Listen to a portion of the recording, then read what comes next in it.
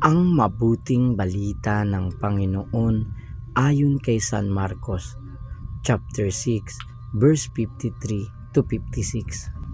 Noong panahong iyon, sina Jesus at ang kanyang mga alagad ay tumawid ng lawa. At pagdating sa Genesaret ay isinadsad nila ang bangka. Paglunsad nila, nakilala siya agad ng mga tao, kaya't nagmamadaling nilibot ng mga ito ang mga puok sa paligid.